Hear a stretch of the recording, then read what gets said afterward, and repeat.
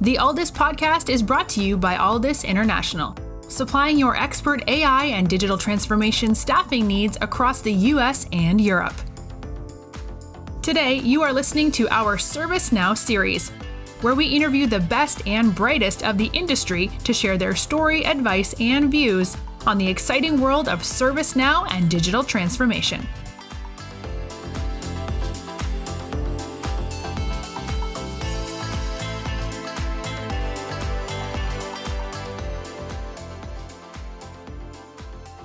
Hello everybody, it's Mark Kelly here. I hope you're doing really well. I am the Chief Customer Officer and co-founder at Alldus, and part of our ServiceNow series, I'm very happy to welcome Doug Rezabek. Doug is Director of Strategic Initiatives and ServiceNow Solution Practice at SOFtact Solutions. Doug, thank you very much for your time today. I appreciate it. Thank you for the invitation. Before we get into your current role, tell me how you got into the world of ServiceNow. Actually, in a previous life before joining SOFtact Solutions, the firm that I was with was focused on IT service management process consulting. And this kind of goes from way back, Peregrine, HP Service Manager days, even actually spent time with IBM Infoman on the mainframe. So I don't know that our podcast listeners know what a mainframe is necessarily, but it confirms that, yes, I am gray and yes, I am old. But we were very platform agnostic. So we focused on building the processes, but then we handed those requirements over to someone else to actually do the implementation. And it sustained the company for a very long time. But there was a strategic decision made in the, 2013, 2014 range to say, we need to not hand these requirements over to somebody. Let's provide a turnkey solution end to end, where we do the process work on the front end and then actually do the implementation. And that was, we were kind of moved that direction ultimately by our customers. We don't want to have another consultant in here. We don't want to have somebody else. We want you guys to give us the whole thing, soup to nuts. And so ServiceNow was clearly the platform of choice for the industry. And having worked with all of these other platforms at some point, we clearly saw them as the market leader and hitched our wagon to ServiceNow. So at that point, we got into the implementation business, and that was back in the Fuji days. Just for those that kind of track the releases, that's how long I've been working on the platform. That's really helpful, Doug. And tell us a little bit about SOFtact Solutions and maybe your role, what you're doing day to day. So we are a HubZone certified woman-owned small business, and ServiceNow is a portion of our practice. Our portfolio is largely based out of our origins, and this comes to some of the principals within the company, or the other directors, if you will, and that is out of the special operations community. And so we do technical innovation and integration at that level. We do strategic advisory and program management. C5 ISR architecture and design, and cybersecurity and IT services. So those things are all outside of my portfolio. My portfolio is right now exclusively on the ServiceNow implementation side. So we kind of have a broad brush set of capabilities and working in other government, but largely DoD and special operations here in the U.S. And tell me about how your career and skills developed over the years, and what's given you particular energy. Well, I've had my niche, if you will, and prior to actually having some ServiceNow skills, if you will, has been, it was hard to put on paper in a resume, but ultimately it's that ability to straddle the technical and business fence, if you will. So being able to talk to the CIO about return on investment, business value, those types of topics, while at the same time being able to have a technology conversation with a software engineer or a network engineer or a systems guy or gal, and being able to get in truly into the bits and bytes. So that's kind of been my sweet spot from a capability perspective. And so, starting out in the process side of the business and having a technology background, I was able to kind of make a fairly easy transition from, management consultant into technologist. And that all started, the first job that I got out of college and the first company I was with, I eventually carried a business card that listed me as a technical evangelist. So that's kind of that role of being able to speak about both technology and the value of technology across the enterprise or mission set. It's a brilliant skill to have. Tell us a little bit more about the defense industry, and for people that mightn't actually know what it's like to work within defense industry, what type of challenges would be paramount to them, and how are you utilizing ServiceNow to actually successfully resolve some of those challenges? I guess and there's a lot to unpack in that particular statement there, but I worked largely in the commercial space until about 2018. Did a little bit in the DoD world, but had a chance to go and support what I would consider to be the world's most elite warfighters, the U.S. Special Operations community. And the thing in that environment is it's a no-fail mission.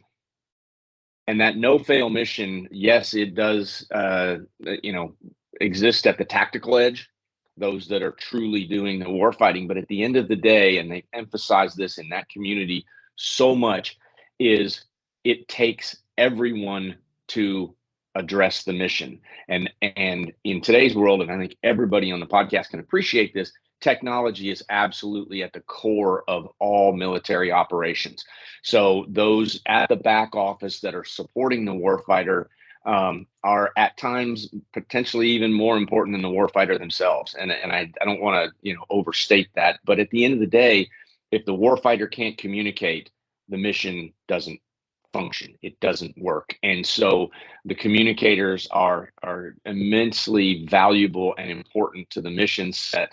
And at the end of the day, it's about the teamwork, right? It's about focusing on those things that allow the entire unit to be successful. And so in that environment, in that mission set, it's a little bit different than, corporate USA, that type of a world, or even, in the EU and other places like that, where everyone's working towards success. Don't get me wrong at all, but at times you simply cannot have failure.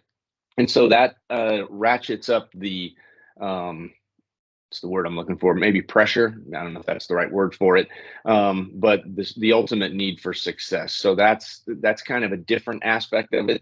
And certainly working in a classified space presents its own challenges just in and of itself due to the nature of that environment. And when you look at some kind of case studies that come to mind, and for the novices listening in, these could be relatively basic, but it'd be really, really helpful in terms of explaining some of the challenges people have within defense and how we can actually track them and come up with a solution that's really helpful. Well, I guess let's before even getting into the defense side of that, I guess the first thing that I think is something that needs to be addressed when dealing with ServiceNow or quite any other technology or technology solution or implementation of change is dealing with change resistance. People inherently don't want to have, if you know the book, Who Moved My Cheese, they don't want their cheese moved. It's we've always done it that way here, and that kind of thing. And so when you are implementing change in an enterprise or within a directorate or an agency, addressing the human side and making sure that you are focused on, first of all, acknowledge change resistance. It will be there no matter how good of a job you do to address it.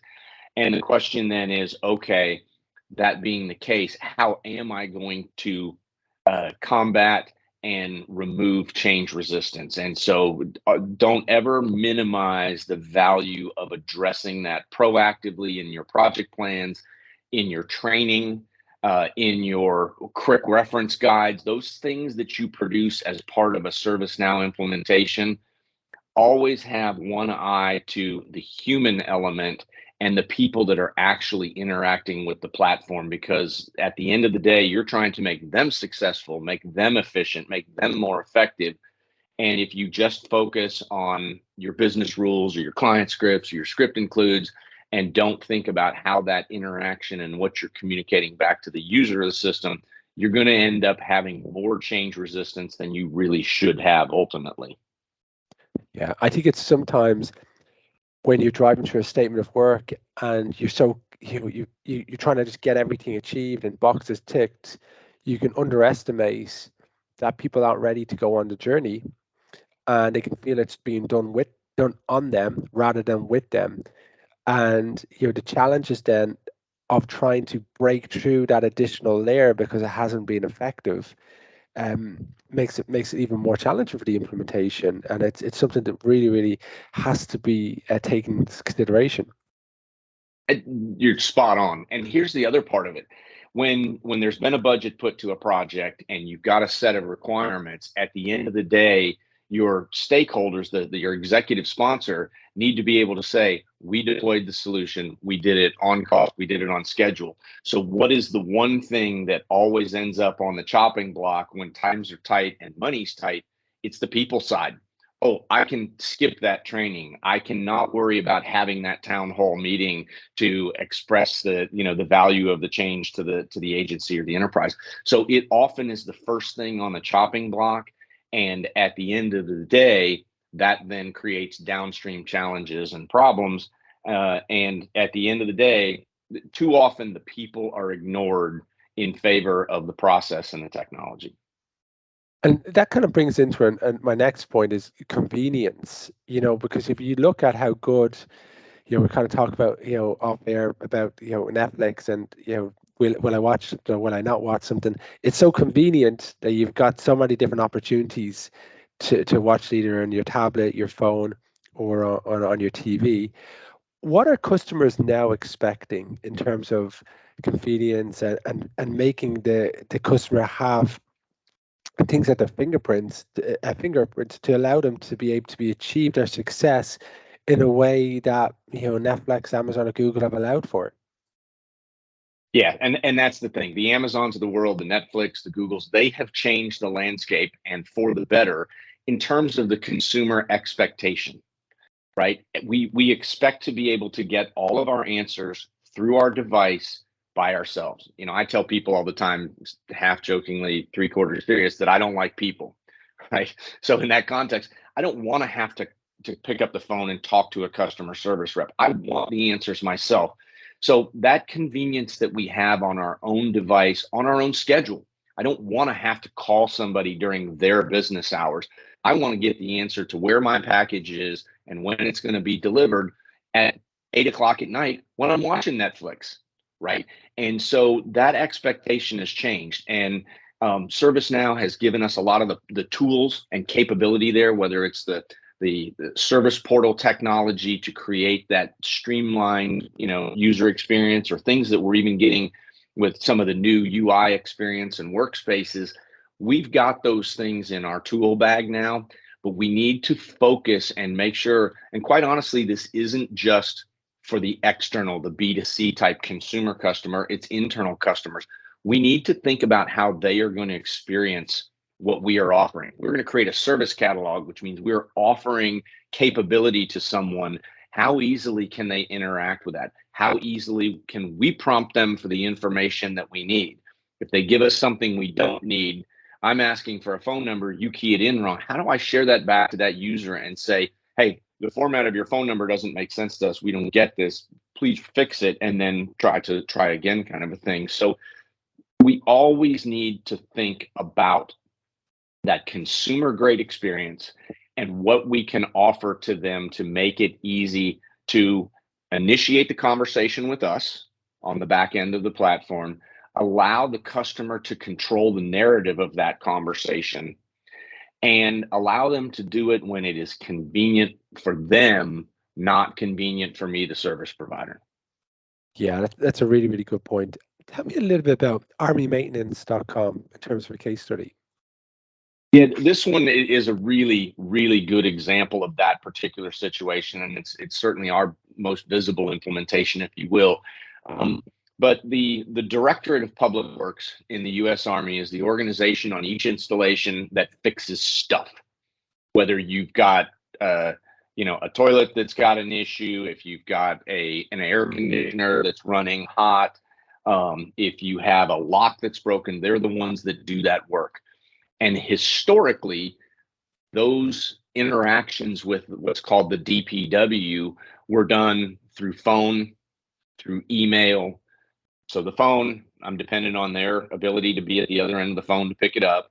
Email, as we all know, as a complete black box at time. I'm looking at my inbox and I've got 4,434 unread emails, right? And that's just all that junk that it's in there that I don't want to look at. And there's probably some stuff in there that I should have read, but that's where it sits a lot of times. So the 4-star general here, who happens to be in Huntsville, Alabama, where I'm based, basically over Army Materiel Command said, we need to put the control of this narrative in the hands of the soldier, in the hands of the soldier's family. And we're going to do that with a consumer grade experience on their phone, on their timeline, to basically tell us that they need our help. And that's at the end of the day what it is. I need help. I need you to come address something for me. And keep in mind, if I'm the soldier and I'm deployed overseas and my spouse is sitting back in the United States and has an issue, they need to be as empowered as me, the soldier, right? And so that was the environment that we've created through armymaintenance.com, is creating a consumer grade experience for getting maintenance done on a U.S. Army installation. Doug, it's so important because we're all human beings, and these things, halfway across the world, they can impact our job. So having that resolution, knowing that your significant other is looked after in some cases, and they've got the power to actually follow up on it, it's one less thing to think about. And absolutely. And there's so much design thinking in that approach, and trying to make people very effective at what they're doing, which is their job at hand as well. So it's a great example, and thank you very much for sharing that with us. When I look at my last question, it's kind of advice for people beginning their journey in ServiceNow. From you walking the journey and being hands-on in that journey, even to this day, what advice would you share? Well, I guess that look for culture, look for mentors. I think that I'm not a big fan of the job hopper, if you will, those that just constantly go after the money. And that's where, finding the right mission that you want to support. Okay. And so you need to find the right organization that's doing the things that are important to you, and ride that out for a little while. You'll get your opportunity to upgrade your salary and to upgrade your position over time. But I know for me personally, and I can't speak for everybody, so let's be clear about that. But for me personally, when I'm interviewing somebody and I look at a resume and I see that every 6 to 9 months, maybe a year, they've gone somewhere new, I will ask that question every time. Why do you keep moving? And so if you can find those places where you can focus on your career and what you want to do, have some mentors to bring you along, because at the end of the day, developing your skill set, what I know now is not what I knew when I started my career. And I had people along the way to kind of, help me learn. And I'm still learning. And now I'm actually learning from people that report through to me in our organization, which is really kind of a cool thing. So think about it in career terms. Don't think about it as a job. So I guess that would be the first one. The second thing I guess that I would recommend, and this is kind of a new thing for us in this world post-COVID, is don't fall into the work from home trap. It's good. I work from home. I'm at home right now as I'm doing this podcast, but I have the benefit of being able to travel next week and go and see our customer face to face, interact with the SOFtact ServiceNow team face to face. And those interactions are invaluable. You give me a whiteboard marker and a whiteboard and a bunch of smart people in a room, and things get done. There are problems that can be solved through collaboration, through that. I'm up at the whiteboard and somebody goes up and grabs the marker from me and says, Doug, but what if we did this? And ultimately, by doing that, it's a better situation, I think. And so find that balance of, on Fridays, I like to sit at home and work in my underwear. But you know what? On Tuesdays and Wednesdays, I'm going to put on more than my underwear, and I'm going to go into the office and I'm going to get some work done and collaborate with my teammates, and develop partnerships and relationships. That's something that's been emphasized in the time that I've been working in the special operations community. It's all about relationships. And as much as the technology for work at home and online collaboration has improved, and quite honestly will continue to improve just out of necessity, my personal opinion is you need a combination because you can't get everything in that environment. And to those folks who are U.S. citizens, I'll throw one last thing out there. If you have a chance to work in the DoD community in the government space and can do that, I highly recommend it. Just one, for the environment and the experience, but two, the ServiceNow ecosystem is in need of cleared ServiceNow talent. And it's, as somebody who is constantly hiring, I can tell you that is a very, very critical need, is cleared resources to be able to address those environments that those resources are needed in. You've been listening to Doug Rezabek. Doug is Director of Strategic Initiatives and ServiceNow Solutions Practice Director at SOFtact Solutions. Doug, thank you very much for your time today. I really appreciate it. Thank you for having me on.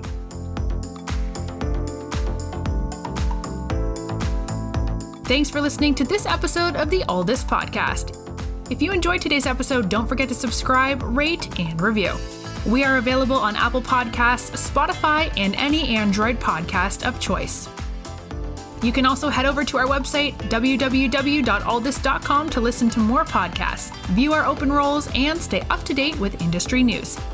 Thanks for listening, and stay tuned for more great episodes coming very soon.